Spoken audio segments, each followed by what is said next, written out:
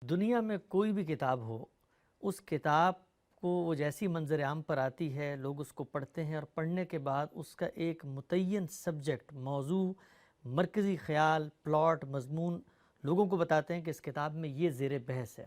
کتاب کو جب آپ پڑھتے ہیں تو پڑھنے کے بعد بالعموم اس کے شروع میں خود مصنف بھی ایک مقدمے کی صورت میں اس کا موضوع یا مضمون واضح کر دیتا ہے۔ مجھے بتائیے گا کہ قرآن مجید کے بارے میں یہ سوال لوگوں کے ذہن میں پیدا ہوتا ہے کہ جب ہم اس کو کھولتے ہیں تو خود متکلم نے اس کتاب کے سبجیکٹ کے حوالے سے، جس طرح بالعموم کتابوں میں ہوتا ہے ایک مقدمہ، وہ وہاں کیوں زیر بحث نہیں ہے؟ اور یہ جو سبجیکٹ ہے اس کو ہم جانیں گے کیسے کہ قرآن مجید کا مرکزی مضمون کیا ہے؟ قرآن مجید کو جب آپ کھولتے ہیں تو سب سے پہلے آپ کی نگاہ کس سورہ پر پڑتی ہے؟ سورہ وہ فاتحہ۔ سورہ فاتحہ ہے۔ سورہ فاتحہ کی تفسیر میں نے بہت وضاحت کے ساتھ یہ بتایا ہے کہ وہ قرآن مجید کے نزول کی دعا ہے۔ اچھا۔ یعنی آپ تاریخ پر اگر نظر رکھتے ہیں تو آدم علیہ السلام سے اللہ تعالیٰ کی ہدایت کی ابتدا ہو گئی۔ اللہ تعالیٰ نے یہ بتایا ہے کہ مختلف وقتوں میں اس کے پیغمبر مختلف قوموں کی طرف آتے رہے اور اس ہدایت کی تجدید کرتے رہے۔ یہ بھی بتایا ہے کہ ایک خاص وقت میں ذریت ابراہیم کو اس منصب پر فائز کر دیا گیا ٹھیک۔ اور بتدریج نبوت انہی میں خاص کی جاتی رہی۔ اس میں دو قومیں دنیا کی تاریخ میں نمودار ہوئیں جو اللہ کے دین کی علمبردار تھیں، پہلے یہود اور اس کے بعد نصارہ، جن کو ہم مسیحی کہتے ہیں۔ ٹھیک۔ اس وقت بھی اگر آپ غور کر کے دیکھیں تو اللہ تعالیٰ کے دین کی روایت میں یہی دو بڑے مذاہب آپ کو نظر آتے ہیں۔ مسیحی اس وقت دنیا کی سب سے بڑی مذہبی جمعیت ہے، یعنی کم و بیش کوئی 2.5 ارب کے قریب بتایا جاتا ہے کہ ان کی آبادی ہے۔ یہود بھی ساری دنیا میں معروف ہیں۔ یہ وہ لوگ تھے کہ جو الہی ہدایت کے علمبردار سمجھے جاتے تھے۔ یہ وہ لوگ تھے کہ جو دنیا کو یہ بتاتے تھے کہ آسمان سے پیغمبر آتے ہیں، وہ ہدایت لے کر آتے ہیں، وہ دنیا کو دیتے ہیں۔ اس پس منظر میں ایک نئی ہدایت کی ضرورت پڑی۔ کیوں پڑی؟ اس کی وجہ یہ بتائی ہے اس سورہ میں کہ کچھ لوگوں نے ان میں سے، یا ایک گروہ نے ان میں سے گمراہی اختیار کر لی۔ اس نے دین کی غلط تعبیرات اختیار کر لی۔ اس نے دین کو سمجھنے کے ایسے طریقے اختیار کیے جس سے اس کے بنیادی مباحث ہی کے بارے میں خلط مبس واقع ہو گیا۔ مثال کے طور پر توحید، مثال کے طور پر قیامت کی جواب دہی، یہ ظاہر ہے کہ بہت بنیادی چیزیں ہیں۔ اسی طرح یہ بتایا گیا ہے کہ وہ لوگ کہ جو یہود کی حیثیت سے معروف تھے، وہ اللہ تعالیٰ کے مقابلے میں سرکشی اختیار کر کے اس کے پیغمبروں کے قتل کے درپے ہو گئے، یہاں تک کہ انہوں نے آخر میں مسیح علیہ السلام جیسی ہستی کو صلیب دینا چاہی۔ اس کا نتیجہ یہ ہوا کہ اللہ کا غضب بھڑکا اور قومی حیثیت سے ان پر اللہ کا عذاب نازل ہوا، جو قیامت تک بعض خاص صورتوں میں جاری رہے گا۔ ٹھیک۔ یہ پس منظر ہے جس میں سورہ فاتحہ یہ بتاتی ہے کہ انسانیت اب یہ چاہتی ہے کہ اہدنا الصراط المستقیم۔ تو اس لحاظ سے گویا قرآن مجید کی ابتدا ہی میں یہ واضح کر دیا گیا ہے کہ صراط مستقیم کھو گئی ہے، صحیح راستے کی تلاش ہے۔ انسانیت یہ راستہ جاننا چاہتی ہے۔ یہ در حقیقت قرآن کے نزول کی دعا ہے، پروردگار ہمیں سیدھی راہ دکھا۔ ہر پیغمبر جب زمین پر آتا ہے تو وہ ہدایت ہی لے کر آتا ہے۔ قرآن مجید نے بھی جگہ جگہ کہا ہے کہ یہ ہدی للناس ہے، جی۔ لوگوں کے لیے ہدایت ہے۔ ہدایت کی ضرورت انسان کو کس معاملے میں ہے؟ ظاہر بات ہے کہ اللہ کے ہاں جواب دہی کے لحاظ سے ہے۔ اگر میری یہ دنیا ختم نہیں ہو رہی، اس کے بعد ایک نئی دنیا میرے لیے وجود میں لائی جا رہی ہے، اگر ایسا ہونے والا ہے تو پھر مجھے رہنمائی چاہیے۔ میں اس دنیا کی زندگی کو کیسے گزاروں؟ میرے اہداف کیا ہوں؟ میرا نصب العین کیا ہو؟ میرے آدرش کیا ہوں؟ میرے اندر جو خواہشیں، امنگیں اور آرزوئیں ہیں ان کو میں کیسے ایک نظم میں لاؤں؟ میں اپنی پوری زندگی کو اگر ڈسپلن کرنا چاہتا ہوں تو کس ہدف کو سامنے رکھ کے کروں؟ یہ سب چیزیں مجھے درکار ہے، یہ میری ضرورت ہے، انسان کی حیثیت سے ضرورت ہے۔ یہ ہدایت مجھے آسمان سے ملتی ہے۔ اس پس منظر کو ذہن میں رکھیے تو سورہ فاتحہ اصل موضوع تو بتا دیتی ہے، اچھا۔ لیکن قرآن مجید میں یہ اس طرح نہیں بیان ہوا کہ آپ کے سامنے یہ ہدایت اجزاء کی صورت میں، ابواب کی صورت میں رکھ دی گئی ہو۔ قرآن مجید کا موضوع اگر آپ کہیں تو وہ اس ہدایت کو بیان کرتے ہوئے اصلاً انذار قیامت ہو گیا ہے، اچھا، یعنی قیامت کے معاملے میں خبردار کرنا۔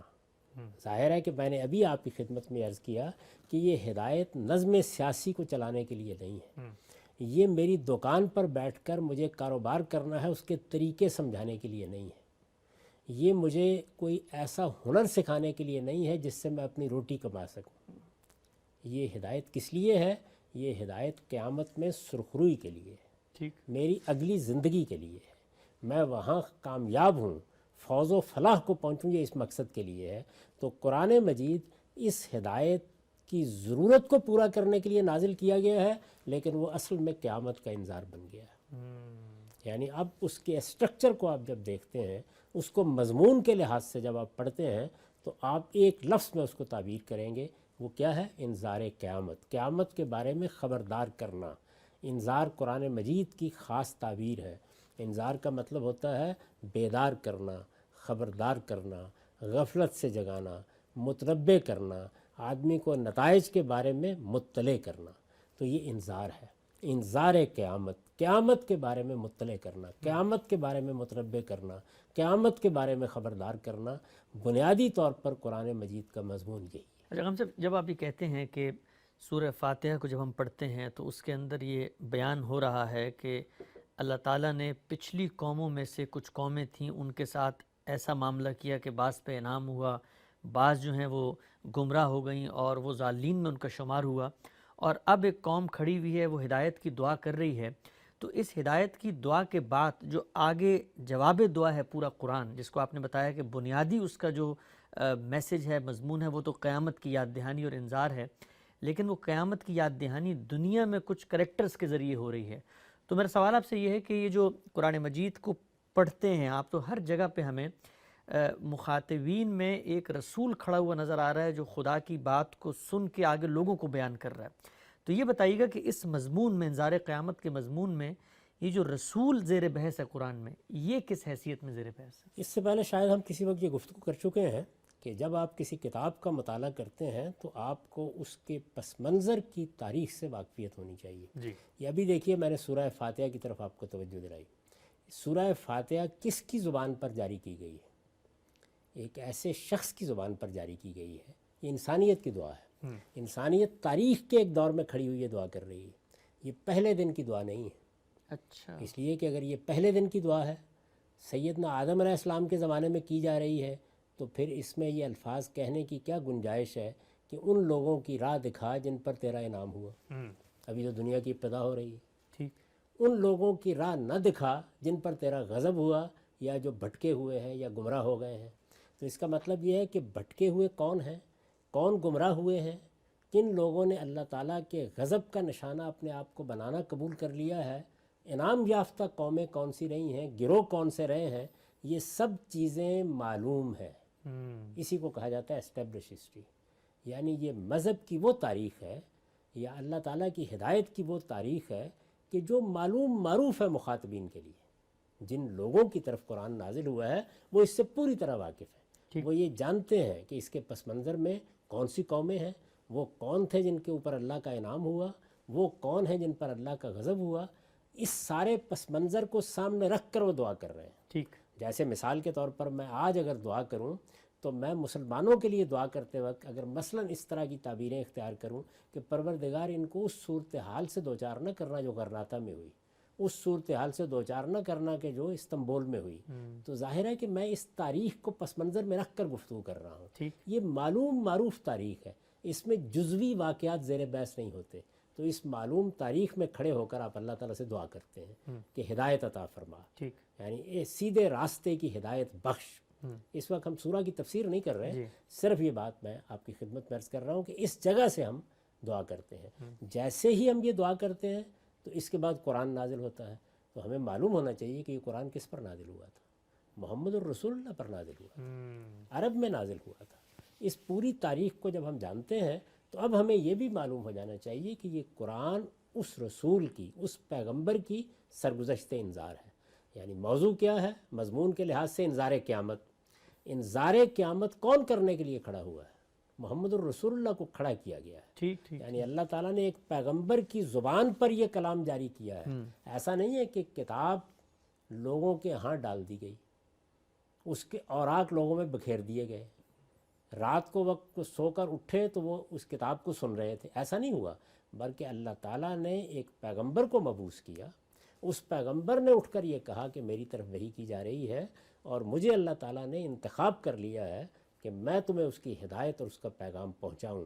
اب یہ پورا کا پورا قرآن جس طرح سے اللہ کا کلام ہے، اسی طرح رسالت بآب صلی اللہ علیہ وسلم کا قول ہے. یعنی یہ آپ کی زبان سے نکل رہا ہے، آپ کی زبان فیض ترجمان سے اس کو مخاطبین سن رہے ہیں. تو اب آپ تاریخ میں چلے گئے نا. جی. یعنی محمد الرسول اللہ کھڑے ہیں. اب آپ کو جاننا چاہیے کہ مخاطب قومیں کون سی ہیں. تو قرآن مجید ہی آپ کو یہ بتا دیتا ہے کہ اس کے مخاطبین میں خود رسالت مآب صلی اللہ علیہ وسلم کی اپنی قوم کے لوگ، یعنی بنی اسماعیل یا قریش مکہ ہیں، جن کو آپ مشرکین عرب بھی کہہ سکتے ہیں. پھر اس کے بعد اہل کتاب ہیں. اہل کتاب کی پھر دونوں گروہ، یعنی یہود بھی اور نصارہ بھی. ظاہر ہے کہ ان کے اندر سے جو لوگ آپ کی دعوت قبول کر لیں گے وہ اہل ایمان ہیں، وہ بھی اس میں مخاطب ہو جائیں گے. تو اس کے نتیجے میں اب انذار قیامت کے اس مضمون میں ہر جگہ یہ واضح ہو گیا کہ بات کرنے والا کون ہے، سننے والے کون ہیں. ٹھیک ٹھیک ٹھیک. اگر آپ اس چیز کو جانتے ہیں تو پھر آپ کو جملہ جملہ بولتا ہوا نظر آئے گا. لیکن اگر آپ اس تاریخ کو بالکل نظر انداز کر دیں اور قرآن مجید کو پڑھنا شروع کر دیں یہ خیال کر کے کہ آفاقی کتاب میں پڑھ رہا ہوں، تو آپ کتاب کو اس کی اوریجن ہی میں نہیں سمجھ پائیں گے، بنیادی میں نہیں سمجھ پائیں گے. اس لیے آپ کو لازماً اس تاریخ کے پس منظر میں جانا ہوگا اور یہاں کھڑے ہو کر جب یہ قرآن نازل ہو رہا ہے وہاں اس کو پڑھنا ہے، وہاں سمجھنا ہے، تاکہ ایک زندہ کتاب کے طور پر آپ اس کا مطالعہ کریں. اس کے بعد اس میں جو آفاقی حقائق ہوں گے، جو ہدایت ہوگی، وہ عالمگیر ہے. ٹھیک.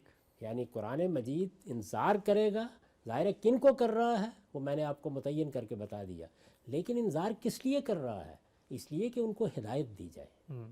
اور جب وہ ہدایت بیان کرے گا تو وہ ظاہر ہے کہ عالمگیر صداقتیں ہوں گی. ٹھیک ٹھیک. وہ پورے عالم کے لیے ہوں گی، وہ قیامت تک کے لیے ہوں گی.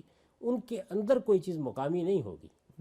مخاطبین تو بہرحال مخاطبین ہیں، اس وقت کے ہیں، تاریخ کے ایک دور میں کھڑے ہیں اور اس موقع پر ان سے بات کی جا رہی ہے. تو دونوں باتوں کا آپ کو لحاظ کرنا ہوگا.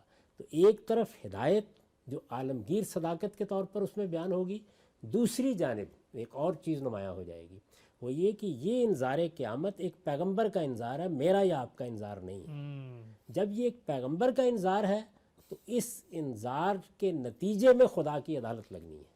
ٹھیک ٹھیک. اب اس عدالت کے لحاظ سے کیا بات ہوگی، اس کے مخاطبین کون ہوں گے، اس میں فیصلہ کیسے سنایا جائے گا، یہ ساری چیزیں بھی اس میں زیر بحث آ رہی ہیں. تو اگر آپ بالکل خلاصہ کریں تو قرآن مجید کو پڑھتے وقت آپ کو دو باتیں جاننی چاہیے. اس میں اللہ تعالیٰ کی وہ عدالت زیر بحث آئے گی جو جزیرہ نما عرب میں لگی اور اس دنیا میں آخری مرتبہ لگی. اس عدالت کے احوال زیر بحث آئیں گے، اس مقدمے کے تمام کردار زیر بحث آئیں گے، اس میں کیا فیصلہ سنایا گیا وہ زیر بحث آئے گا. اور اس کے ساتھ اللہ کی ہدایت عالمگیر ہوگی، عدالت اہل عرب کے لیے ہوگی.